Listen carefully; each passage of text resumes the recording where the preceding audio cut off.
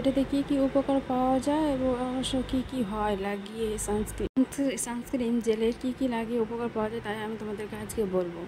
তো অনেকেরই স্কিন দেখবে যে অয়েল স্কিনটা হয়ে থাকে, মুখটা তেল দেখায়, তাই জন্য এই সানস্ক্রিনটা মাখলে অনেক উপকার পাওয়া যায়। যাদের অয়েল স্কিন হয়ে থাকে এই সানস্ক্রিনটা মাখলে অয়েল স্কিনটা অনেক উপকার হয়। অয়েল স্কিন টোনেরও কাজ করে এটা। আমি দেখিয়ে দিচ্ছি এর ইনগ্রিডিয়েন্টস, দেখুন পিছনে সব কিছু লেখানো আছে। বলছি সানস্ক্রিনটা কীভাবে ইউজ করবেন। আগে ফেস ওয়াশটা দিয়ে মুখ ধুয়ে নেবেন, তারপর যে কোনো একটা ময়শ্চারাইজার মেখে নেবেন, তারপরে সানস্ক্রিনটা ইউজ করবেন। আমার গরমের দিনে আমাদের সানস্ক্রিনটা প্রচুর দরকার, কারণ আমাদের রোদে গেলেই ত্বকটা অনেকটা ড্রাই, দাগ হয়ে যায়, অনেক কিছু হয়ে যায়।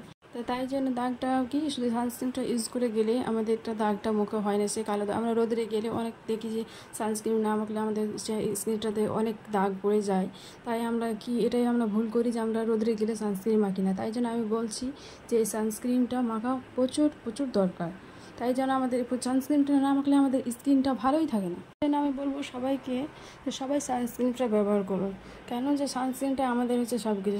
কারণ গরমের দিনে আমাদের সানস্ক্রিনটা প্রচুর দরকার, কারণ আমাদের সানস্ক্রিনটার জন্য আমাদের ত্বকটা অনেক কিছু ভালো হয়। সানস্ক্রিনটা ইউজ করলে দেখবেন যে রোদের থেকে আসলে আমাদের চেহারাটা ফেস ওয়াশটা দিয়ে মুখ ধুয়ে নেবেন, তারপরে দেখবেন চেহারাটা আমাদের অনেকটা একদম একটা যেরকম থাকছিল আগের মতো ওরকমই একদম দেখাবে। একদম অতটা কালো হবে না, এবং ফর্সাই হবে, ফর্সাই হয়ে থাকছে সানস্ক্রিন মেখে। আমি ইউজ করেছি, আমি অনেকটা বুঝেছি সানস্ক্রিন মেখে যে কতটা আমি লাভ পেয়েছি। তাই জন্য আমি সানস্ক্রিন আমার মোটেও ছাড়ি না। আমি সানস্ক্রিনটা ইউজ করবে, আর চ্যানেলটাকে সাবস্ক্রাইব